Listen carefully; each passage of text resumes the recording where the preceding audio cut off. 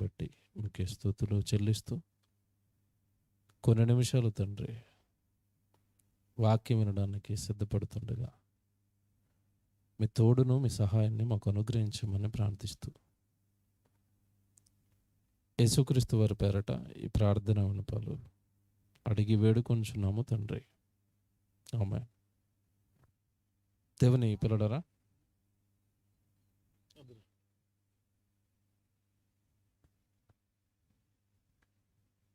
మరి కుటుంబానికి ప్రార్థన కూడికను ఏర్పాటు చేసిన ఈ కుటుంబానికి ప్రత్యేకమైన వందనాలు తెలియజేస్తున్నాం.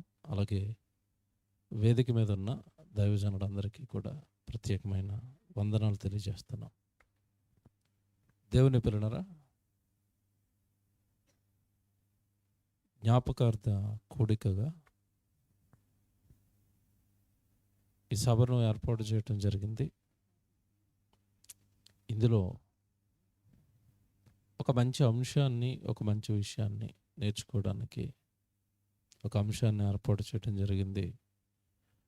మరణం భయమా జీవమా అని ఏర్పాటు చేశాం. దీని గురించి కొన్ని నిమిషాలు దేవుడి వాక్యం మనకేం సెలవిస్తుంది అన్నది ఆలోచిద్దాం. దేవుని పిల్లలారా, ఈరోజు ప్రపంచం అంతా కూడా మరణానికి భయపడుతుంది. మరణం అనేసరికి మనిషి మరణ వార్త వినడానికి కూడా సహితం భయపడతాడు. చావుకు భయపడుతున్న లోకం ఇది. కారణం ఏంటంటే, ఎప్పుడు మనిషి భయపడతాడు దేనికైనా అంటే, మరణం గురించిన సంపూర్ణమైన అవగాహన లేనప్పుడు మాత్రమే మనిషి భయపడతాడు. సంపూర్ణమైన అవగాహన మరణం పైన ఎప్పుడైతే వస్తుందో మనిషిలో ఆ భయం అనేది తొలగించబడుతుంది అన్నది బైబిల్ చెప్పిన వాస్తవం. దేవుడు ఈ లోకంలో మనిషిని పుట్టించాడు. మనిషికి తల్లి గర్భంలో ఈ దేహాన్ని కట్టాడు, భూమి మీదకి పంపించాడు. ఈ భూమి మీదకి మనిషిని పంపిస్తున్నప్పుడే దేవుడు తల్లి గర్భంలో ఉన్నప్పుడే ఆయుష్కాలాన్ని నిర్ణయించి పంపించాడు. భూమి మీద మనిషి బ్రతికేది 60, 70, అధిక బలం ఉన్న ఎడల 80 అన్నాడు.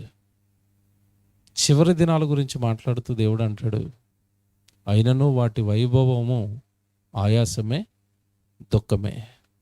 ఇది ఒక్క మాటలో మనిషి జీవితం. అంటే తల్లి గర్భం నుండి భూమి మీదకి వచ్చిన తర్వాత ఒక 70 ఏళ్ళు మాత్రమే మనిషి బ్రతుకుతాడు. 40, 50 దాటిన తర్వాత చివరి జీవితం అంతా కూడా ఆయాసమే. ఒక 20 ఏళ్ళు వచ్చేంత వరకు కూడా తనకేంటో ఈ లోకం తెలీదు. యవన కాలంలోకి వచ్చేంత వరకు కూడా ఈ జీవితం ఏంటో, ఈ లోకం ఏంటో సరైన అవగాహనకు కూడా మనిషి రాడు. మొదటి దినాలు మనిషికి ఏమీ తెలీదు. ఆయుష్కాలంలో 70 ఏళ్లలో చివరి దినాలు ఏదైనా చేద్దామంటే ఆయుష్కాలం, అదంతా కూడా ఆయాసం. ఇక మిగిలిందల్లా పట్టుమని మనిషి ఈ లోకాన్ని అనుభవిస్తే ఒక 30 సంవత్సరాలు ఏమో అనుభవిస్తాడు. ఈ 30 ఏళ్ల ఈ జీవితం, లేదా 40 ఏళ్ల ఈ జీవితం, లేదా 20 ఏళ్ల ఈ జీవితానికి మనిషి ఈరోజు పడుతున్న పాట్లు అన్నీ ఇన్ని కాదు. మనిషి ఈ భూమి మీద బ్రతకడానికి విద్యలు కనిపెట్టాడట. ఎన్ని కనిపెట్టాడట? 1,000,000 విద్యలు కనిపెట్టాడట. ఈ 1,000,000 విద్యలు ఎందుకయ్యా పరలోకం వెళ్ళడానికి అంటే కాదు. దేనికోసం అని చెప్పారు? 1,000,000 విద్యలునట కూటి కోసం అట. అంటే 60-70 ఏళ్ళు బ్రతుకుతావు గనక 1,000,000 విద్యలలో ఏదో ఒక విద్య నేర్చుకుని నువ్వు బ్రతకాలి, తినాలి, త్రాగాలి, ఈ లోకాన్ని అనుభవించాలి అని మనిషి అనుకుంటూ, మరణానికి వచ్చేసరికి ఇవన్నీ ఆగిపోతాయి గనక తినటము, త్రాగటము ఆగిపోతుంది. ఈ లోకంలో ఉన్న మనుషులను మనకు కనపడరు, ఈ లోకం నుంచి వెళ్ళిపోవాలి. కనుక మనిషి భయపడుతున్నాడు మరణానికి. మరణం అనగానే తెలియక భయపడుతున్నారు కొంతమంది. మరికొంతమంది ఈ లోకంలో నేను తినడానికో త్రాగడానికో నా వారి మధ్య నేను ఉండడానికో కుదరదు అని మరికొంతమంది భయపడుతున్నారు. దేవుని పిల్లలరా, అసలు మనిషికి మరణ శాసనాన్ని రాసింది దేవుడు, మర్చిపోకూడదు. మనిషికి మరణాన్ని నియమించింది దేవుడు. అందుకే మనిషి ఈరోజు భూమి మీద అందరూ కూడా ఒకే ఆయుష్కాలం బ్రతకరు. కొంతమంది 20 బ్రతుకుతారు, కొంతమంది 30, కొంతమంది 80, కొంతమంది 60, కొంతమంది 70, కొంతమంది 50, కొంతమంది 40. ఆయుష్కాలంలో ఈ హెచ్చుతగ్గులు ఎందుకు వస్తున్నాయి అంటే దేవుడు నిర్ణయించాడు నువ్వు ఇంతకాలం భూమి మీద ఉండాలి అని. Very good. ఒక మంచి సంగతి ఈ రాత్రి మిమ్మల్ని ఆలోచింపచేసే సంగతి ఒకటి బైబిల్లో నుండి నేర్పిస్తానండి. దేవుడు మరణం ఇచ్చిన తర్వాత, మరణాన్ని నిర్ణయించిన తర్వాత, ఈ బ్రతుకు గురించి బైబిల్లో చెప్పిన తర్వాత యేసు ప్రభుని లోకానికి పంపించి ఈ ప్రపంచానికి తెలియని ఒక సంగతి నేర్పాడు. ఏంట సంగతి అంటే, మనిషికి మరణంతో జీవితం అయిపోయింది అని అనుకున్నారు. కాదు, మరణం తర్వాత మరో జీవితం ఉంది అని ప్రాక్టికల్గా యేసు ప్రభు జీవితాన్ని ముందు పెట్టి ఈ ప్రపంచానికి మరణం తర్వాత మరో బ్రతుకుందని దేవుడు నేర్పించాడు, చూపించాడు, కళ్ళకు కట్టినట్టుగా చూపించాడు. అంటే మరణంతో మనిషి జీవితం అంతమైపోలేదు, మరణం తర్వాత మరో బ్రతుకుంది. ఇదిగో నన్ను చంపేశారు, సిలువకేసి సమాధి చేశారు, 3 దినాల తర్వాత నేను తిరిగి మరలా లేచిపోయాను. చనిపోతే అయిపోలేదు, చనిపోయిన తర్వాత బ్రతుకుంది అని యేసుక్రీస్తుల వారు ఈ ప్రపంచానికి చూపించారు. Very good.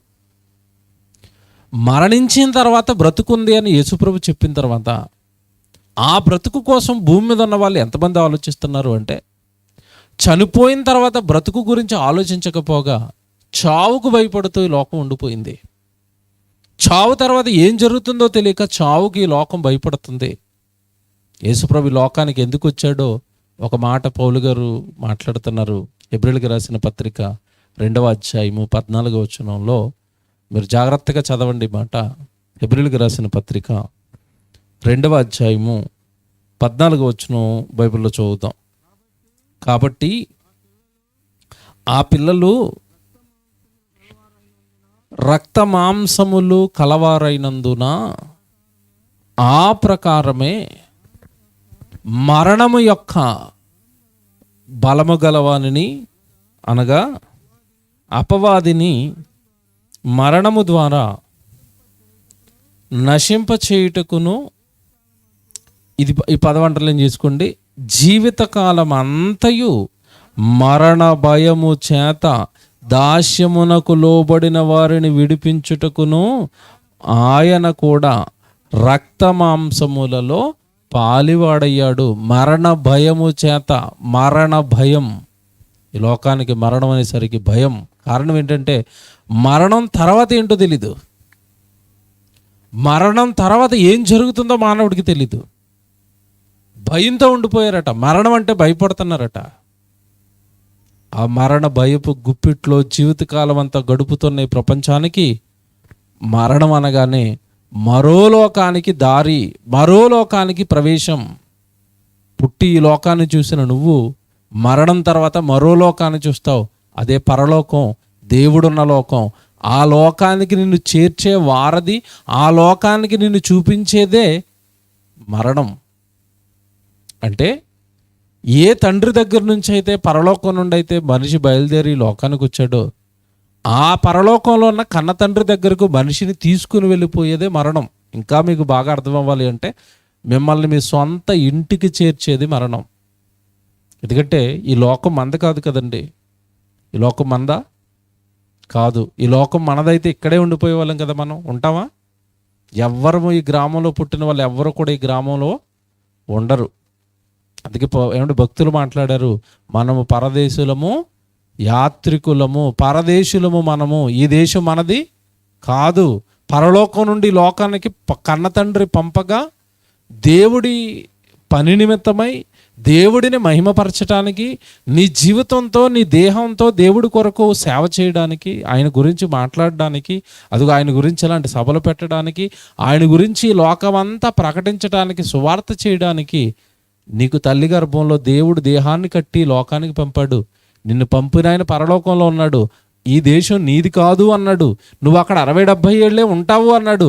ఆ మరణం తర్వాత నన్ను చేరాలి అంటే ప్రభు అయిన యేసుక్రీస్తుల వారిని నమ్మి ఆయన బ్రతికినట్టుగా ఈ లోకంలో నీకు ఇవ్వబడిన ఆయుష్కాలంలో పరిశుద్ధంగా పవిత్రంగా ప్రభు పనిలో ఉండమని చెప్పాడు. కానీ ఈరోజు మరణానికి లోకం ఎందుకు భయపడుతుంది అంటే, ఎలాగో నేను దేవుడి కోసం బ్రతకలేదు, దేవుడి కోసం ఏమీ చేయలేదు, దేవుడి కోసం నా దేహాన్ని ఇవ్వలేదు, దేవుడి కోసం నా కాలాన్ని ఇవ్వలేదు అని భయపడుతూ మరణానికి బ్రతుకుతున్నారే తప్ప బ్రతుకులను సరిచేసుకుని పౌలు గారు పలికినట్టుగా ఎంతమంది అంటే మరణం గురించి ధైర్యంగా ఉన్నారు అంటే, పౌలు గారు పలికిన మాట మీకు తెలియదు కాదు. ఏమన్నారు? నా మట్టుకైతే బ్రతుకుట క్రీస్తే, చావైతే లాభం. చావుతో ఏంటండి లాభం? ఏదైనా వ్యాపారం చేస్తే లాభం అనొచ్చు, ఏదైనా పంట వేసానండి 4 ఎకరాలు లాభం వస్తుంది అనొచ్చు. కానీ పౌలు గారు దేంతో లాభం అంటున్నాడు? చావుతో లాభం ఏంటండి? చావుతో లాభం ఏంటంటే, చావు తర్వాతే మనిషి ఎక్కడికి వెళతాడో తెలుసా? తాను ఏ లోకం నుండి అయితే బయలుదేరి వచ్చాడో ఆ లోకానికి మనిషిని తీసుకుని వెళ్ళేదే చావు, మరణం. అంటే నీ చావు తర్వాత అసలు లోకాలు నీకు కనబడతాయి. నీ బ్రతుకు బాగుందా? పరదేశంలోనికి హాయిగా విశ్రాంతిలోనికి వెళతావు. మన బ్రతుకు గనక భూమి మీద దేవుడికి నచ్చలేదా? మన హృదయం దేవుడికి నచ్చలేదా? మన హృదయంలో ఉన్న భయంకరమైన ద్వేషము, భయంకరమైన మత్తతలు, ఎన్నో కూడు కట్టుకుపోయిన హృదయంలో ఉన్న చెడు స్వభావాలన్నీ బైబిల్లో చెప్పాడు. శరీర కార్యాలు అంటాడు వాటిని. వాటిల్లో నీ శరీరంలో నీ హృదయంలో ఏదున్నా కూడా నిన్ను దేవుడు పరలోకానికి రానివ్వడు. ఎందుకంటే శరీరం ఇచ్చింది దేవుడు తన పని కోసమైనప్పుడు, తన సేవ కోసమైనప్పుడు, ఆ దేహం నాకు ఆలయం అని చెప్పినప్పుడు అది పరిశుద్ధంగా పవిత్రంగా హృదయాన్ని పెట్టుకోవలసిన మనిషి ఆ హృదయం నిండా ఏమి నింపుకున్నాడో, ఆ శరీరాన్ని ఎలాంటి కార్యక్రమాలకు వాడుతున్నాడో పౌలు గారు చెప్పిన ఒక మాట మీకు చూపిస్తాను. ఇప్పుడు గలతీయులకు రాసిన పత్రిక 5వ అధ్యాయానికి మీరు రండి. గలతీయులకు రాసిన పత్రిక 5వ అధ్యాయము 19వ వచనం చూద్దాం అందరూ. దయచేసి బైబిల్ చూడండి. శరీర కార్యములు శరీరంతో మనిషి ఏం చేస్తున్నాడో చెప్తున్నాడు. ఇవి ఎంత ప్రమాదమైనవో చెప్తున్నాడు. ఇవి నీలోనూ నాలోనూ ఉంటే ఎప్పటికీ పరిశుద్ధుడున్న లోకాన్ని చూడలేమని కూడా చెప్తున్నాడు. శరీర కార్యములు స్పష్టమైనవి.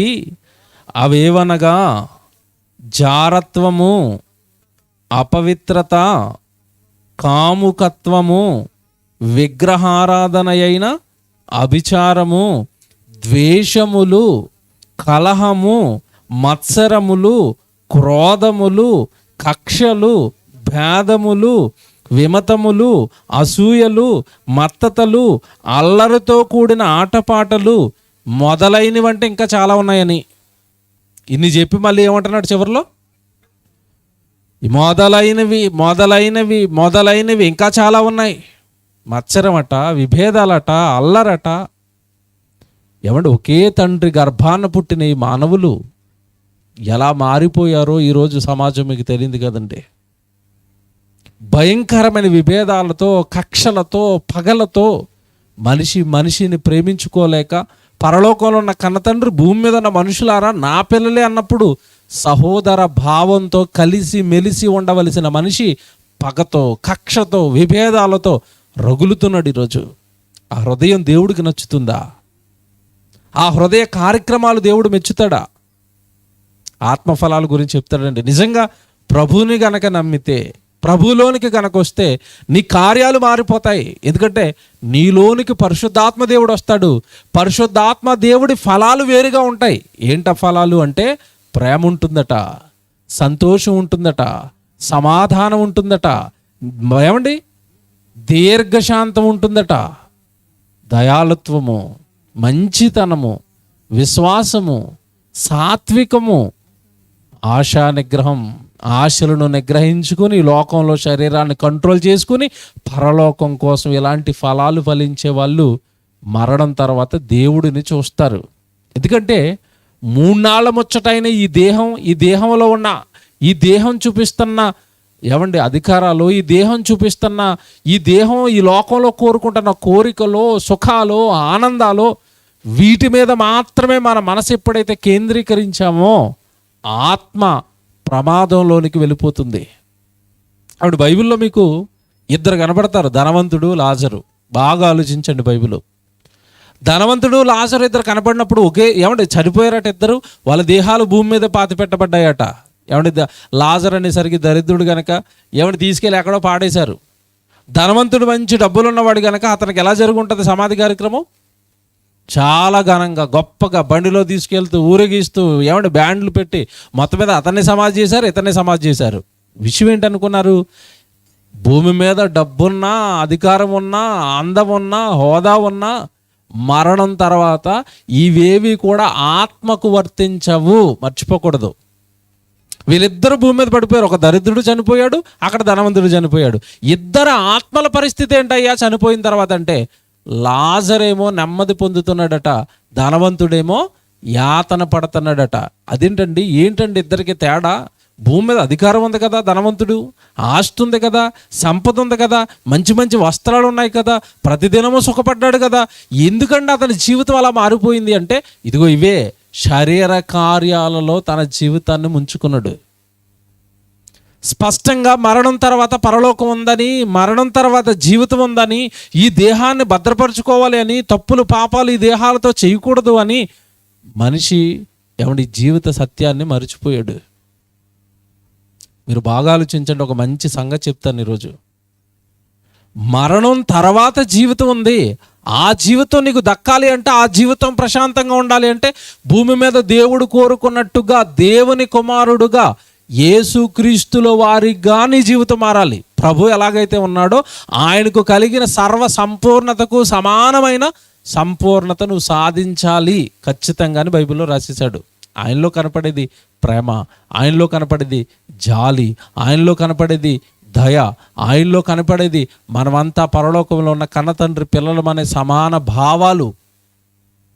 ఇది భూమి మీద ఉండగా నీ ఆయుష్కాలంలో నువ్వు సంపాదించాలి. దాని కొరకు నీ జీవితాన్ని మార్చుకోవడానికి ప్రయత్నించాలి. పరలోకం వెళ్ళిపోవడానికి నువ్వు సిద్ధపడాలి. మరణం తర్వాత ఉంది జీవితం అసలుది. ఈ లోకంలో ఉన్న మనుషులందరూ కూడానండి మరణ భయము చేత అల్లాడిపోతున్నారట. ఒక మాట చెప్తానండి, ఈరోజు చాలామంది అండి లోకంలో మరణ వార్త వినడానికి ఇష్టపడరు. దేవుడి దగ్గర కూర్చున్నప్పుడు ఎప్పుడైనా మరణం గురించి చెప్తా ఉన్నాం అనుకోండి, ఆ ప్రసంగాలు పెద్దగా నచ్చుతాయా? మనకి ఏ ప్రసంగాలు నచ్చుతాయి చెప్పండి? దేవుడు మనల్ని కాపాడుతాడు, దేవుడు మనల్ని రక్షిస్తాడు, దేవుడు మనల్ని దీవిస్తాడు, ఈ ప్రసంగాలు మనకు నచ్చుతాయి. కానీ అసలు మరణం గురించిన ప్రసంగాలు మనకు నచ్చుతాయా? నచ్చవు. మీకు నచ్చినా నచ్చకపోయినా బైబిల్లో దేవుడు ఒక మాట రాశాడు. నిజంగా ఈ రాత్రి మనసు పెట్టే మాట చదవండి. కీర్తనల గ్రంథం 89వ కీర్తన మీరు చూడండి. కీర్తనల గ్రంథం 89వ కీర్తన 48వ వచనం చూడండి. కీర్తనల గ్రంథం 89వ కీర్తన 48వ వచనం. మరణము చూడక బ్రతుకు నరుడెవడు, పాతాళము యొక్క వశము కాకుండా తన్ను తాను తప్పించుకోగలిగిన వాడెవడు? చూసారా? మరణము మరణము మరణము ఏమంటున్నాడు? మరణం గురించి మరణమట ఖచ్చితంగా అందరూ ఒకనాడు చూడవలసినదే. ఈరోజు నువ్వు భయపడినంత మాత్రాన అది మన దగ్గరకు రాకుండా ఉంటుందా? మీరు ఆలోచించండి. మరణము చూడక బ్రతుకు నరుడెవడు? ఎవరికి రాదండి మరణం? ధనవంతుడికి వస్తుంది, ముఖ్యమంత్రి గారికి వస్తుంది, ప్రధానమంత్రి గారికి వస్తుంది, ఎవరికైనా రాష్ట్రపతి గారికి వస్తుంది, ఎమ్మెల్యేకి వస్తుంది, ధనవంతుడికి వస్తుంది, దరిద్రుడికి వస్తుంది, ఎవరికైనా మరణం అనేది వస్తుంది. మరణము చూడక బ్రతుకు నరుడెవడు? మరణం వస్తుంది కదా, జాగ్రత్తగా వినండి. మరణం వస్తుందని నీకు తెలిసిపోయినప్పుడు, ఖచ్చితంగా నన్ను ఒక రోజు అది పలకరిస్తుందని తెలిసినప్పుడు, మరణం తర్వాత నేను ఏమవుతానన్నది నువ్వు భూమి మీద ఉండగా నేర్చుకోవాలి కదా. పోనీ ఇది మీకు అర్థం అవ్వకపోతే, కరోనా కాలంలో మనం చాలా జాగ్రత్తగా ఉన్నామండి. ఎందుకు జాగ్రత్తగా ఉన్నాం చెప్పండి? కరోనా అనేది నాకు వస్తుందేమో, కరోనా అనేది నాకు వస్తుందేమో. వస్తే ఏం జరుగుతుందో నీకు తెలుసు. ఏం జరుగుతుంది? 14 రోజులు ఒక చోట పెడతారు, ఒక గదిలో. ఆ గదిలో 14 రోజులు పెట్టిన తర్వాత ఇటు 14 రోజుల తర్వాత ఇటు బయటకు వస్తావో తెలీదు, అటు సమాధికి వెళ్తావో తెలీదు. అందుకే కదండి కరోనా టైంలో మనం ఏమైపోయాం? భయపడిపోయాం, అల్లాడిపోయాం. కరోనా తర్వాత ఏం జరుగుతుందో తెలిసి వస్తే కనుక భయపడ్డాం. ఇప్పుడు మరణం వస్తుందా రాదా? ఖచ్చితంగా వస్తుంది. మరణం వస్తుందని తెలిసినప్పుడు, ఎందుకంటే దేవుడే అంటున్నాడు కదా, మరణము చూడక బ్రతుకు నరుడెవడు, మరణం చూడని నరుడెవడు. వస్తుంది. వచ్చినప్పుడు మరణం తర్వాత ఏం జరుగుతుందో దేవుడి దగ్గరకు వచ్చి నువ్వు నేర్చుకోకపోతే అన్యాయం అయిపోతుంది కదా జీవితం. మరణం తర్వాత ఏం జరుగుతుందో నీకు తెలియకపోతే నీ జీవితం మరి పాతాళంలో కాలిపోతుంది కదా. అందుకే కింద అంటున్నాడు, మరణము చూడక బ్రతుకు నరుడెవడు, పాతాళము యొక్క వశము కాకుండా తన్ను తాను తప్పించుకొనగలిగిన వాడెవడు. తప్పించుకోవాలి నువ్వు. మరణం తర్వాత ఒక భయంకరమైన ప్రమాదం నీ నెత్తి మీదే ఉంది.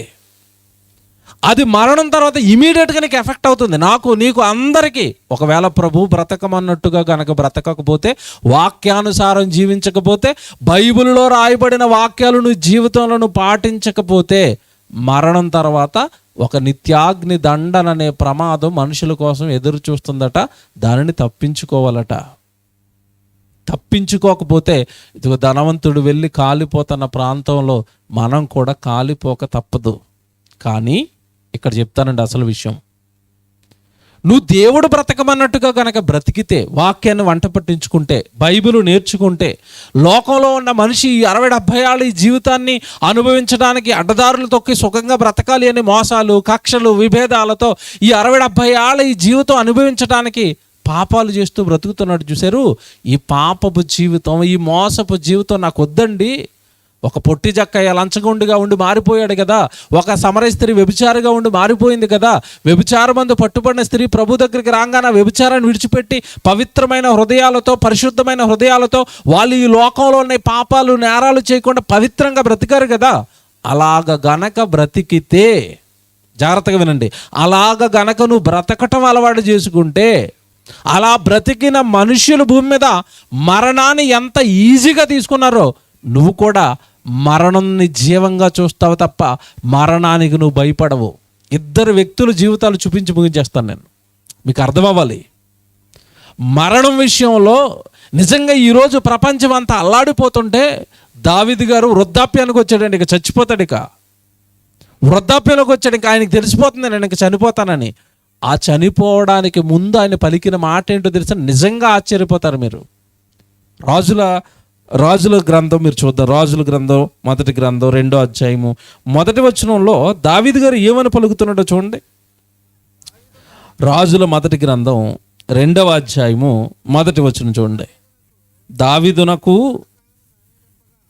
దావీదునకు మరణకాలం సమీపించిందట. మరణం, దావీదునకు మరణకాలం, ఇక చనిపోతాడు.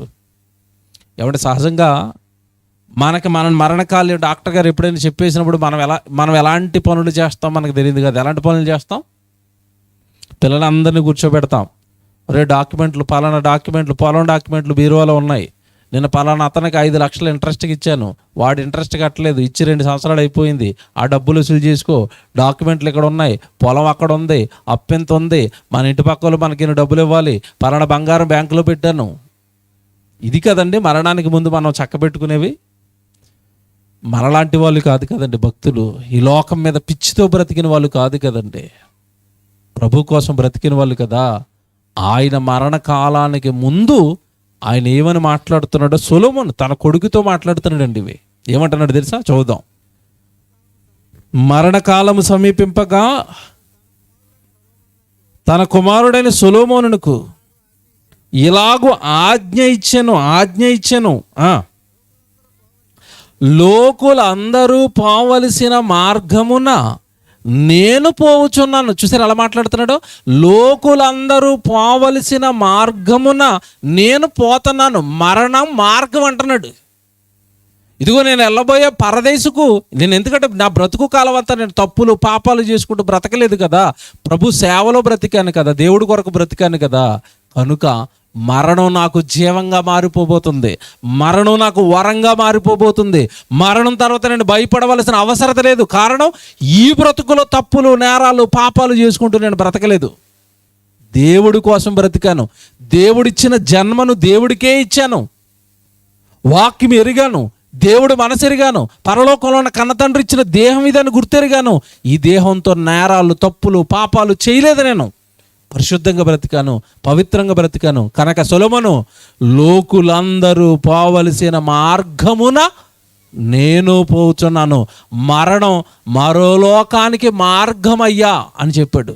బైబిల్ అండి ఈ ప్రపంచానికి అవసరమైన ప్రత్యేకమైన గ్రంథం అండి. ఎందుకంటే ఈ లోకంలో ఉన్న మనుషులకి జీవం గురించి కానీ, మరణం గురించి కానీ, పుట్టుక గురించి కానీ, పుట్టుకకు ముందున్న జీవితం కానీ, చచ్చిపోయిన తర్వాత వచ్చే జీవితం గురించి కానీ, వేటిపైన అసలు ఏమంటే శాస్త్రవేత్తలుగా, పండితులుగా, చదువుకున్న వాళ్ళకా అసలు ఎవరికి అవగాహన లేదండి. అవగాహన కావాలి అన్నా, తర్వాత ఏం జరుగుతుందో మనుషులకి తెలియాలి అన్నా అందరూ చదవలసిన గ్రంథం బైబిలు. దావీదు ఎంతటి మహాజ్ఞానాన్ని చెప్తున్నాడు అంటే, ఇదిగో నేను ఏమంటే కొద్ది రోజుల్లో చచ్చిపోతాను కదా, లోకులందరూ పోవలసిన మార్గమున నేను పోతున్నాను. ఎక్కడికయ్యా పోతున్నావు అంటే అంటాడు, నేను నా పితరుల దగ్గరికి వెళ్ళిపోతాను. ఎందుకంటే తండ్రి నాకు ముందుగానే సెలవిచ్చాడు, మందిరాన్ని కడతానన్నప్పుడు. నువ్వు మందిరాన్ని కడతానంటున్నావు కదా, నువ్వు సేవలో ఉంటానంటున్నావు కదా, దావీదు నీవు నీ మరణకాలమందు నువ్వు హాయిగా నీ పితరుల దగ్గరికి వెళ్ళిపోయి విశ్రాంతిలోకి వెళ్ళిపోతావు. చావుకు నువ్వు భయపడొద్దయ్యా. కారణం, నా పని ఎత్తుకుంటున్నావు కదా, నా సేవ ఎత్తుకుంటున్నావు కదా, నువ్వు ఇక చావుకు భయపడకని సమూయేలు గ్రంథంలో 7వ అధ్యాయంలోనే కింద ఒక అభయం ఇచ్చేశాడు దావీదుకి. మరణకాలంలో అది జ్ఞాపకం వచ్చింది. అంటున్నాడు, ఇదిగో నేను లోకులందరూ పోవలసిన మార్గమును నేను పోతున్నాను. నాకేం భయం లేదు. నాకు చావు అంటే గజగజ వణుకుపోయి, రాజును కదా నేను, మనకు చాలా ఆస్తి ఉంది కదా సొలొమోను, డాక్టర్లు ఎక్కడెక్కడ ఉన్నారు తీసుకుని వచ్చే, నాకు అన్ని ఆపరేషన్లు చేయించే, నేను చచ్చిపోకూడదు, నేను అలాగైనా బ్రతికిపోవాలి, నన్ను బ్రతికించయ్యా సొలొమోను, నన్ను బ్రతికించయ్యా అంటున్నాడా కొడుకుతో. బా, ఏమి ధైర్యం అండి! మరణం పట్ల ఏమి ధైర్యం అండి! భయపడటం లేదు. నేను హాయిగా లోకులందరూ పోవలసిన మార్గమును నేనును పోతున్నాను. ఎక్కడికి వెళుతున్నావయ్యా అంటే, మరణం తర్వాత మా తండ్రి, మా దేవుడు మరొక ప్రాంతాన్ని, మరొక ప్రదేశాన్ని మా విశ్రాంతి కోసం ఏర్పాటు చేశాడు. అదే పరదైసు. అక్కడ నా పితరులు ఉన్నారు, అక్కడ అబ్రహాం ఉన్నాడు, అక్కడ ఇస్సాకు ఉన్నాడు, అక్కడ యాకోబు ఉన్నాడు, అక్కడే ఎబేలు ఉన్నాడు, అక్కడే నీతిమంతులు అందరూ ఉన్నారు, అక్కడే నోహు ఉన్నాడు, అక్కడే లోతు ఉన్నాడు. మా పితరులు, నా పూర్వీకులు అందరూ తండ్రి కోసం బ్రతికి, లోకంలో పాపాలు చేయకుండా బ్రతికి, పూర్వీకులు అందరూ కూడా విశ్రాంతిలో ఉన్నారు పరదేశంలో. ఇదిగో నేను అక్కడికే వెళ్ళిపోతున్నాను, నా మరణం గురించి నాకు ఎటువంటి భయం లేదు అన్నాడు. ఇప్పుడు మీరు హాస్పిటల్లో ఇంకా 2-3 రోజుల తర్వాత చచ్చిపోతారన్న పేషెంట్ దగ్గరికి వెళ్ళి మీరు ఇప్పుడు ఆయన అడగండి, ఏమంటే ఇప్పుడు మీ ఫీలింగ్ ఏంటండి, మీరు ఏమనుకుంటున్నారని అడగండి. మీరు చచ్చిపోతారు అనగానే కళ్ళలోంచి ఏం కారతాయి? నీళ్ళు. ఎందుకయ్యా ఏడుస్తున్నావు, ఎందుకయ్యా భయపడిపోతున్నావు అంటే, ఏమోనండి దేవుడు నాకు ఇలాంటి భయంకరమైన శిక్ష వేసాడండి, కొంచెం ఏదైనా హాస్పిటల్ చూడమంటే మా ఓడు చూడలేదండి, ఈ డొక్క హాస్పిటల్లో పడేసారండి, నేను చచ్చిపోతానంటండి, ఎక్కడికైనా డాక్టర్ దగ్గరికి తీసుకెళ్ళొచ్చు కదండి, మా ఓళ్ళు ఏం తీసుకెళ్ళలేదండి, ఏమైనా మంచి డాక్టర్ ఉన్నాడా, నేను బయటకు వచ్చి బతికేస్తాను. ఎందుకు నీకు అంత భయం అంటే, మరణం తర్వాత ఏం జరుగుతుందో నీకు స్పష్టంగా తెలీదు. ఒకవేళ మరణం తర్వాత ఏం జరుగుతుందో తెలిసినా అప్పటికి మంచం మీద ఎక్కే టైంకి నీ బ్రతుకు దేవుడికి నచ్చలేదు, అందుకే ఏడుస్తున్నావు. అందుకే అంటున్నానండి, మనం ఒకవేళ మంచం ఎక్కే టైంకు గనక మన బ్రతుకును చక్కబెట్టుకోకపోతే, మన బ్రతుకును దిద్దుకోకపోతే, మన బ్రతుకు దేవుడికి ఇష్టంగా మారకపోతే, ఈ పాపపు ప్రపంచానికి దూరం అవ్వకపోతే, ఈ పాపపు ఆలోచనలకు దూరం అవ్వకపోతే, పరిశుద్ధుడైన ప్రభు దగ్గరకు వచ్చి కూడా నువ్వు పరిశుద్ధంగా నీ ఆలోచనలు, చెప్తున్నాను, నీ మాటలు, నీ బుద్ధి, నీ సమస్త ప్రవర్తన వాక్యానుసారంగా గనక మారకపోతే, ఎంత ఏడ్చినా మరణం తర్వాత నిత్యాగ్ని దండన నుండి ఎవ్వరూ తప్పించలేరు. ఇది బైబిల్లో దేవుడు అనేక మంది జీవితాలను బట్టి చూపించిన వాస్తవం. నేనేమి కళ్ళబొల్లి మాటలు మాట్లాడటం లేదు. బైబిల్లో చాలామంది జీవితాలను బట్టి చూపించిన వాస్తవం. మీకు ఒకటి చెప్తాను ఇప్పుడు సింపుల్గా అర్థం అవడానికి. దేవుడు ఎంత స్ట్రిక్ట్గా ఉంటాడా, ఎంత భయంకరంగా వేసేస్తాడా పాతాళంలో అంటే, వేస్తాడు. ఒక అతన్ని జ్ఞాపకం చేస్తాను మీకు. యేసుప్రభు బ్రతుకున్న కాలంలో శిష్యులు తయారు చేసుకున్నాడు, సేవకులుగా, పనివారుగా. సేవకులు తయారు చేసుకున్నప్పుడు 12 మంది శిష్యులకి చక్కగా అధికారాలు ఇచ్చేశాడు. వాక్యం నేర్పించాడు బాగా. దెయ్యాలు వెలగొట్టే అధికారం, స్వస్థతలు చేసే అధికారం, సర్వ అధికారాలు ఇచ్చేసాడండి అందరికీ. ఎవడు చక్కగా 12 మంది లోకంలోకి వెళ్ళిపోయారు, సువార్త చెప్తున్నారు, మరోపక్క దెయ్యాలను వెలగొడుతున్నారు, అందరూ సేవలో బాగా వాడబడుతున్నారు. కానీ ఒక్కడికి దురాశ పుట్టింది. ఎవరికి? ఇస్కరియోతు యోధా. ప్రభు ఇచ్చిన ఘనత సరిపోలేదట, ప్రభు ఇచ్చిన చక్కట వరాలు సరిపోలేదట. నాకు ఇంకా మరింతగా ధనం కావాలి, డబ్బు కావాలి. అడ్డదారులు తొక్కాడు. ప్రభువుని అమ్మేయడానికి 30 వెండి నాణాల కోసం ప్రభువుని అమ్మేయడానికి సిద్ధపడ్డాడు. అమ్మేశాడు. అమ్మేసిన తర్వాత ప్రభువుని అలా శిక్షిస్తుంటే అప్పుడు మారు మనసు వచ్చింది, అప్పుడు పశ్చాత్తాపడుతున్నాడు. పోనీ అప్పుడు వెళ్ళి ఏమైనా నేను తప్పు చేశానని ఆ పశ్చాత్తాప మనసుతో తప్పును ఒప్పుకునే మనసు ఉందా అంటే అస్సలు లేదండి. ఆ బాధతో ఊరేసుకొని చచ్చిపోయాడు. ఇస్కరియోతు యోధా గురించి బైబిల్లో రాయబడిన మాట ఏంటో తెలుసండి? అపోస్తుల కార్యాలు 1వ అధ్యాయంలో, ఇస్కరియోతు యోధా తన చోటికి పోవుటకు తప్పిపోయాడు. అపోస్తులు అందరూ తన చోట్లకి వెళ్ళిపోయారు. అపోస్తులు అందరూ మరణం తర్వాత వెళ్ళవలసిన దైవ విశ్రాంతిలోనికి వెళ్ళిపోయారు. వీడు ఒక్కడు మాత్రం తప్పిపోయాడట. అలాగని వీడు ఏమైనా సామాన్యుడు అంటే, యేసుప్రభు బ్రతుకున్న కాలంలో యేసుప్రభు ఇచ్చిన అధికారాలను బట్టి వీడు దెయ్యాలను వెలగొట్టాడు, వీడు సేవ చేశాడు, అన్నీ జరిగించిన వాడు. ఆఫ్టర్ ఆల్ డబ్బు ఏమంటే ఆశపడి ప్రభువు నమ్మేసి సేవను విడిచిపెట్టుకుని భయంకరమైన నిత్యాగ్ని దండనలో నేటికి కాలుతున్నాడు. నేటికి అపోస్తలులు అందరూ పరదేశంలో విశ్రాంతిలో ఉన్నారు పితరులతో. వీడు మాత్రం 30 వెండి నాణాలకు ఆశపడి లోకాన్ని ఆశించి ప్రభువుని విడిచిపెట్టి పాపాన్ని విడిచిపెట్టలేక, తన బుద్ధిని మార్చుకోలేక, ఆ భయంకరమైన ఆ ధనాపేక్షను విడిచిపెట్టలేక చచ్చిపోయండి ఇప్పటికీ కాలుతున్నాడండి. దేవుని పిల్లలారా, వాక్యం సెలవిస్తున్నవే, వాక్యంలో ఉన్నవే మీకు జ్ఞాపకం చేస్తున్నాను. ఈ లోకం భయంకరమైనదండి. దేవుడి కొరకు బ్రతకనివ్వదు, వాక్యాన్ని నిన్ను పాటించనివ్వదు, ప్రభు కోసం పరిశుద్ధంగా నిన్ను బ్రతకనివ్వదు. మరణం నిన్ను ఈ చేసిన పాపాలన్నిటికీ కూడా దండనకు సిద్ధంగా ఉంది. ఎంతోమంది మన కళ్ళ ముందు వెళ్ళిపోతున్నారండి. డబ్బులు ఉన్న వాళ్ళు వెళ్ళిపోతున్నారు. మీకు తెలియదు కాదు, కరోనా వచ్చిన తర్వాత అండి హార్ట్ అటాక్లు ఎవరికి వస్తాయని అనుకుంటున్నారు? ఎక్కువగా యవ్వనస్తులకే హార్ట్ అటాక్లు వస్తున్నాయి. మీకు తెలుసు కదా, వార్తలు చూస్తున్నారు కదా. జిమ్కి వెళ్ళి మంచి కండలతో ఉన్న సినిమా హీరో చచ్చిపోయాడండి కన్నడలో. రాజ్ కుమార్ గారి కొడుకు పునీత్ రాజ్ కుమార్ అని, మంచి శరీరం అండి, కండలు 6 ప్యాక్ 8 ప్యాక్ అంటారు కదా, మంచి కండలు కలిగిన దేహం. ఎక్సర్సైజ్ చేస్తూ గుండెపోటు చచ్చిపోయాడు. రోగాలతో చచ్చిపోతున్నారు, ప్రమాదాల్లో చచ్చిపోతున్నారు. ఏమంటే నిన్నో నన్నో మరణం పలకరిస్తే ప్రభు ఎదుట పరిశుద్ధంగా నిలబడగలిగేంత జీవితం మనకుందా? పరిశుద్ధంగా పవిత్రంగా, నేను ఏ తప్పు చేయలేదు ప్రభా, మాటతో కానీ నా ప్రవర్తనతో కానీ నేను ఏ తప్పు చేయలేదు అని దేవుని ఎదుట పరిశుద్ధంగా నిలువబడగలిగినంత ధైర్యం, పరిశుద్ధతతో కూడిన ధైర్యం సంపాదించుకున్నామా? ఒక్కసారి ఈ రాత్రి మీరు మనసు పెట్టి ఆలోచించండి. ఒకవేళ దేవుడి కోసం మనం బ్రతికితే, ఇప్పుడు చెప్తాడు చూడండి దావీదు గారు, అక్కడ ఎంత బాగుంటుందో మాట చదువుదాం.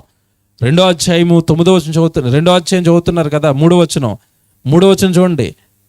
సొలొమోనుతో అంటున్నాడు, సొలొమోనుతో 2వ వచనం, లోకులందరూ పోవలసిన మార్గమును నేను పోవచ్చున్నాను, కాబట్టి నీవు ధైర్యము తెచ్చుకొని నిబ్బరము కలిగి. చూసారా, ధైర్యంగా ఉండు సొలొమోను, ధైర్యంగా ఉండు. ఇగో నేను ఎలా బ్రతికాను దేవుడి కోసం అలా బ్రతుకు. మరణానికి నువ్వు భయపడవు, మరణానికి నువ్వు కృంగిపోవు. నేను చూడు ఎంత ధైర్యంగా ఉన్నావు, నాకు చావు వస్తుందని ఎంత ధైర్యంగా నేను చెప్పుకుంటున్నాను చూడు, నువ్వు అలా చెప్పుకుంటావు. ప్రభు మాటల ప్రకారం కనుక నువ్వు బ్రతికితే. 3వ వచనం ఎంత బాగుంటుందంటే, నీ దేవుడైన యెహోవా అప్పగించిన దానిని కాపాడి ఆయన మార్గములను అనుసరించిన ఎడల నీవు ఏ పని పూనుకొనినను ఎక్కడ తిరిగినను అన్నిటిలో వివేకముగా నడుచుకొందువు. జాగ్రత్తగా వినండి తర్వాత మాట, మోషే ధర్మశాస్త్రములో వ్రాయబడి ఉన్న దేవుని కట్టడలను, ఆయన నియమించిన ధర్మమంతటిని, ఆయన న్యాయ విధులను శాసనములను గైకొనుము, అప్పుడే నీకు మరణం తర్వాత విశ్రాంతి. ఎవరెళ్తారయ్యా పరలోకానికి, ఎవరెళ్తారయ్యా జీవానికి అంటే, ఇదిగో దేవుడు నీకు ఒక ధర్మశాస్త్ర బైబిల్ రాయించి నీ చేతుల్లో పెట్టాడు కదా, అది పట్టుకొని తిరుగుతున్నావు కదా. పట్టుకొని తిరగటం కాదయ్యా, అందులో ఉన్న ఆజ్ఞలు ఉన్నాయి, అందులో ఉన్న కట్టడలు ఉన్నాయి, అందులో ఉన్న నియమాలు ఉన్నాయి. వాటిని నువ్వు శ్రద్ధగా చదివి గ్రహించి వినటం కాదు, గైకొనుము అంటే అర్థం ఏంటి? పాటించు. శత్రువును ప్రేమించమన్నాడు, ప్రేమించు. నిన్ను హింసించేవాడు కొరకు ప్రార్థన చెయ్యి అన్నాడు, ప్రార్థన చెయ్యి. సహోదరుని హత్తుకో అన్నాడు, హత్తుకో. ఇది బైబిల్ అండి. ధర్మశాస్త్రాన్ని పాటించు. ఇదిగో దావీదుగా నేను నా జీవితకాలం అంతా నేను చేసింది ఏంటో తెలుసా? దివారాత్రములు బైబిలును ధ్యానించిన వాడు ధన్యుడు అని చెప్పి నేను ధన్యుడుగా ఇదిగో బైబిల్ ప్రకారమే బ్రతికి బైబిల్లో ఉన్న ఆజ్ఞలని పాటించి ఇదిగో మరణకాలానికి వచ్చేసరికి, వృద్ధాప్యానికి వచ్చేసరికి నేను చాలా ధైర్యంగా ఉన్నాను. చావు తర్వాత నాకు జీవం, చావంటే నాకు భయం లేదన్నాడు. అదేనండి టైటిల్, మరణం భయమా జీవమా? ఈరోజు మరణం నిన్ను భయపెడుతుందా లేదా మరణం తర్వాత నాకు జీవం, హాయిగా వెళ్ళిపోతానని అనుకుంటున్నావా? ఇంకొకరిని చూపిస్తాను. ఏలియా గారు పౌరుషం కలిగి దేవుడు పక్షాన సేవ చేశాడు. జాగ్రత్తగా వినండి. పౌరుషం కలిగి దేవుడు పక్షాన సేవ చేశాడు. పౌరుషం కలిగిన ప్రవక్త.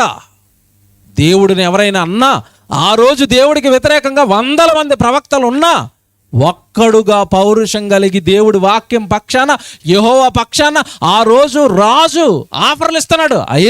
ఆ దేవుడిని వదిలేసే, యెహోవాని వదిలేసే, మా దగ్గరకు వచ్చేసాయి.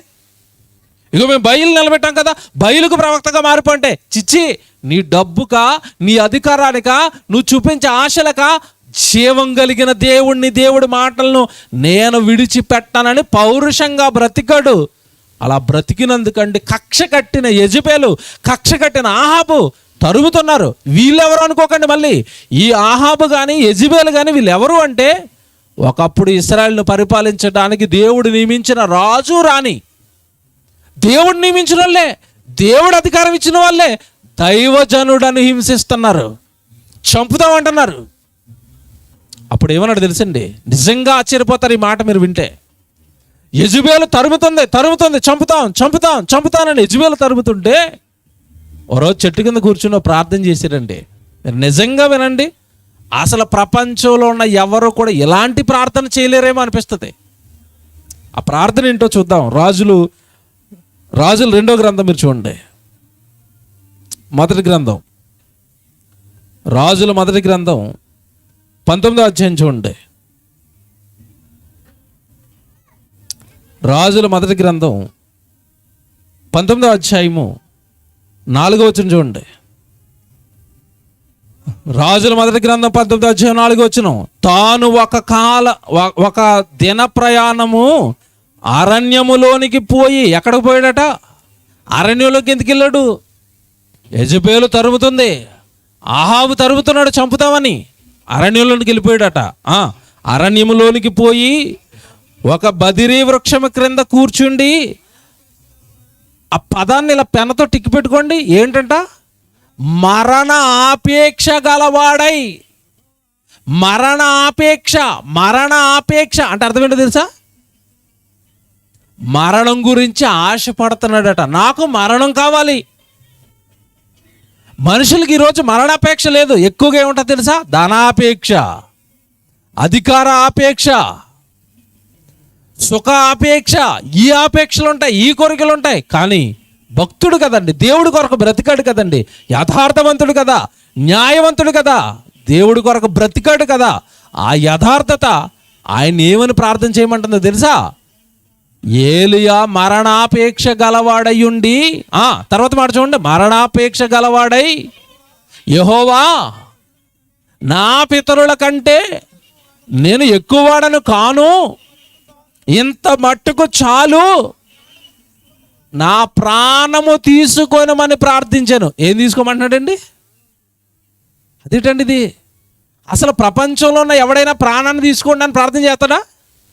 ప్రాణాన్ని నిలబెట్టమని ప్రార్థన చేస్తారా? 90 ఏళ్ల బామ ఇంక చనిపోతుంది, ఆవిడ దగ్గరికి వెళ్ళి, ఆవిడ మీరు 90 ఏళ్ళు వచ్చేసాయి కదా, ఇక మరి వెళ్ళిపోదాం అనుకుంటున్నారా అని అడగండి. ఆవిడని ఏమంటుంది ఆవిడ? మనోడు పెళ్లి చూడాలనుకుంటున్నాను ఆయన, ఏదైనా డాక్టర్ ఉంటే చూడు, మంచి డాక్టర్. చూసారా? ఏలియా గారండి సేవ చేస్తున్న దైవజనుడు అంటున్నాడు, బాబోయ్ తండ్రి ఇంత మట్టుకు చాలు, నీకోసం చాలా సేవ చేశాను, యుద్ధాలు చేశాను, ఆ యెజెబెలు తరుముతుంది, దాని చేతిలో నేను చచ్చిపోను, నువ్వే నాకు మరణం ఇవ్వాలి, నేను చచ్చిపోతాను. ఏమండి ఇది ఏంటండి? ఇది ఏదో డబ్బు అడిగినట్టుగా, ఏదో బట్టలు అడిగినట్టుగా, ఏదో ఉద్యోగం అడిగినట్టుగా, ఏదో పెళ్ళి అడిగినట్టుగా ఏలియా గారు ఏమడుగుతున్నారు దేవుణ్ణి? మరణం, నాకు మరణం కావాలి, నాకు మరణాపేక్ష ఎక్కువైపోయింది, ఇప్పుడు నాకు చావు మీద ఆశ పెరిగిపోయింది, నాకు ఇప్పుడు చావు కావాలి. ఎవడు చావు ఎందుకు అడుగుతున్నాడు ఏలియా గారు? మనం భయపడతాం, ఆయన ఎందుకు అడుగుతున్నాడు తెలుసా? చావు తర్వాత ఆయనకి విశ్రాంతి అని తెలుసు. చావు తర్వాత ఏముందో తెలియక మనం ఏం చేస్తాం? భయపడతాం. చావు తర్వాత విశ్రాంతి. బ్రతుకుంటే తండ్రి పనిలో కష్టాలు పడాలి, సేవ చేయాలి కనుక ఎంత మట్టుకు చాలును. అందుకే అన్నాడు ఆయన అక్కడ, ఎంత మట్టుకు చాలును, నా పితరుల కంటే నేను ఎక్కువ వాడని కాను, నా పితరుల కంటే నేను ఎక్కువ సేవ చేయలేని తండ్రి, చేశాను అదేమో తరుగుతుంది, నన్ను చంపేయండి, నా ప్రాణాన్ని తీసుకోండి, నేను మీ దగ్గరికి వచ్చేస్తాను. అంటే మరణం తర్వాత జీవంలోనికి వెళ్ళిపోతానన్న గ్యారంటీకి వచ్చేసాడు గనక, మరణం తర్వాత నేను బ్రతుకుతానన్న నమ్మకంలోనికి ఏలియా వచ్చేసాడు గనక మరణాపేక్షతో ప్రార్థన. దేవుని పిల్లలారా, ఈ రాత్రి నేను చెప్పాలనుకుంటున్నది ఒకటే, నీ బ్రతుకు గనక బైబిలుకు సరిపోతే, మరలా చెప్తున్నానండి, మన బ్రతుకులు గనక బైబిలుకు సరిపోతుంటే, మన బ్రతుకులలో గనక ధర్మశాస్త్రం వాక్యాలు ఉంటుంటే, మన బ్రతుకులో మనం తీసుకుంటున్న ప్రతి నిర్ణయము, మాట్లాడుతున్న ప్రతి మాట దైవానికి ఖచ్చితంగా బైబిలుకు సరిపోతుంటే, మీ మరణానికి మీరు ఎవ్వరు భయపడకండి. పౌలు గారు అన్నట్టుగా, నా మట్టుకైతే బ్రతుకుట క్రీస్తే, చావైతే లాభం. ఆ లాభం జీవం, ఆ లాభం మరో జీవితం, ఆ లాభం పరదైసు, ఆ తర్వాత ఆ లాభం పరలోకం, మహోన్నతుడున్న లోకం, పరిశుద్ధుడితో పాటు యుగ యుగాలు ఆకలి దప్పికలు లేని పరలోకం. కనుక దేవుని పిల్లలారా, ఈ రాత్రి మీరు బాగా ఆలోచించుకోవాల్సింది ఒకటే, మరణానికి ముందు నా జీవితం ఎలా ఉంది, మరణానికి ముందు నేను బ్రతుకుతున్న నా బ్రతుకు దినాలు ఎలా ఉన్నాయి చెక్ చేసుకోమని చెప్పాడు తెలుసండి దేవుడు బైబిల్లో. నీ భూమి మీద నీకు ఇవ్వబడిన ఆయుష్కాలంలో నీ దినాలు చెక్ చేసుకొని, ఆయన నీ ప్రతిరోజు ఎలా గడుస్తుందో చెక్ చేసుకో. పరిశుద్ధంగా ఉందా? వాక్యం చెప్తున్నట్టుగానే నీ ప్రతిదినము భూమి మీద గడుస్తుందా?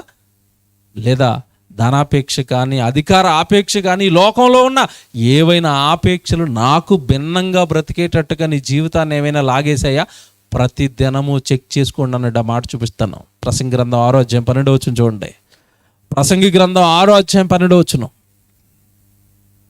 ప్రసంగి గ్రంథం 6వ అధ్యాయము 12వ వచనం అండి. ప్రసంగి గ్రంథం 6వ అధ్యాయం 12వ వచనం. నీడవలే తమ దినములు అన్నీయు వ్యర్థముగా గడుపుకొను మనుషుల బ్రతుకునందు ఏది వారికి క్షేమకరమైనదో అసలు ఎవరికి తెలుసు? వాళ్ళ జీవితంలో ఏది క్షేమమో వాళ్ళకి ఎవరికి తెలుసు? నీడవలే తమ దినములన్నీ ఎలా గడుపుతున్నారట? వ్యర్థముగా గడుపుతున్నారట. నీడవలే తమ దినములన్నీ వ్యర్థంగా బ్రతుకుతున్నారయ్యా. ఇంతకీ వ్యర్థంగా గడపటం దేన్ని అన్నాడు తెలుసా? మనం అనుకుంటాం, నేను ఎందుకంటే వ్యర్థంగా బ్రతుకుతున్నాను, నేను పుట్టాను, చక్కగా చదువుకున్నాను, ఉద్యోగం చేసుకున్నాను, ఆ తర్వాత పిల్లల్ని కన్నాను, ఒక ఇల్లు కట్టుకున్నాను, ఒక కారు కొనుక్కున్నాను, ఒక పొలం కొనుక్కున్నాను, ఐఎమ్ సో బ్లెస్డ్, నేను చాలా ఆశీర్వదింపబడ్డాను, నేను హాయిగా ఉన్నాను అని అనుకుంటున్నాం కదా. ఇలాంటి వాళ్ళందరిని ఉద్దేశించి దేవుడు ఏమంటున్నాడు తెలుసా? నువ్వు ఈ భూమి మీద పుట్టింది పెళ్లి చేసుకోవడానికో, పిల్లల్ని కనడానికో, ఏమండి ఇల్లు కుటుంబం సంపాదన అనుకుని ఇందులో మాత్రమే పడిపోవడానికి కాదు. అలాగని నా ఉద్దేశం ఇవన్నీ చేయటం తప్పు అని కాదు, బాగా వినాలి. ఇల్లు కట్టుకోవడం తప్పు కాదు, పెళ్లి చేసుకోవడం తప్పు కాదు, పిల్లల్ని కంటము తప్పు కాదు. ఇదే జీవితం, నేను ఎందుకే పుట్టానని అనుకోవటం తప్పు. దేవుడి దగ్గరికి నువ్వు సరిగా రాకపోవటం తప్పు, దేవుడి సన్నిధిలో నువ్వు గడపకపోవటం తప్పు, దేవుడి పనికి నీ జీవితం ఇవ్వకపోవటం తప్పు, దేవుడి కార్యక్రమాలకి నువ్వు సహకారిగా ఉండకపోవటం తప్పు. ఇది మాత్రమే జీవితం అనుకోవటం, ఇది మాత్రమే జీవితం అనుకుని నీ దినాలు వృధాగా వీటికి మాత్రమే గడపటం నీ జీవితానికి ప్రమాదకరం. అది నీకు క్షేమం కాదు. అపోస్తులు యేసుప్రభు రాకమునుపు లోకంలో ఉన్నారు, యేసుప్రభు వచ్చిన తర్వాత దేవుడి పనిలో ఉన్నారు. నువ్వు బాప్తిసం తీసుకున్న తర్వాత దేవుడి సన్నిధిలో ఉంటున్నావా? దేవుడి సేవకులకు సహకారులుగా ఉంటున్నావా?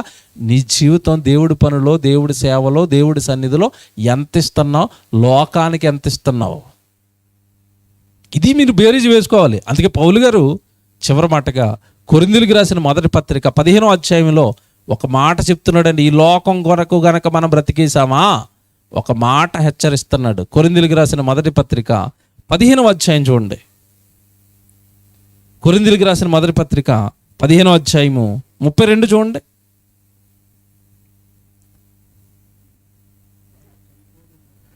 కొరింథీయులకు రాసిన మొదటి పత్రిక 15:32. రేపు చనిపోదాము గనక, లోకం ఎలాగుందో చెప్తున్నాడండి. రేపు చనిపోతాం గనుక తిందాం త్రాగుదాం. ఇదేనా లోకం? ఇంకోటి ఏమైనా ఉందా? రేపు చనిపోతాము గనుక, ఎలాగో చావు వస్తుంది కనుక, చావు వచ్చే లోపు ఏం చేయాలట? తినాలట, త్రాగాలట. ఇప్పుడు వాళ్ళందరి గురించి ఏమన్నారు చూడండి కింద పౌలు గారి స్టేట్మెంటు. మోసపోకుడి అంటే తిందాం త్రాగుదాం. ఇందుకే నేను పుట్టాను అనుకున్న వాళ్ళందరూ ఏమైపోయారట? అప్పటికే మోసపోయారట. రేపు చనిపోదాం కనుక తిందాం త్రాగుదాం సుఖిద్దాం అనుభవిద్దాం సంపాదిద్దాం ఇది కడదాం అది చేద్దాం. లోకం కోసం నువ్వు పుట్టావు. మోసపోకండి పౌలు గారు అంటున్నారు. మోసపోకండి. ఎందుకు కాదయ్యా నువ్వు పుట్టింది? పరలోకంలో నన్ను కన్న తండ్రి కోసం ఏలియాలా బ్రతకడానికి పుట్టావు. పరలోకంలో నన్ను కన్న తండ్రి కోసం దావీదులో సేవ చేయడానికి పుట్టావు.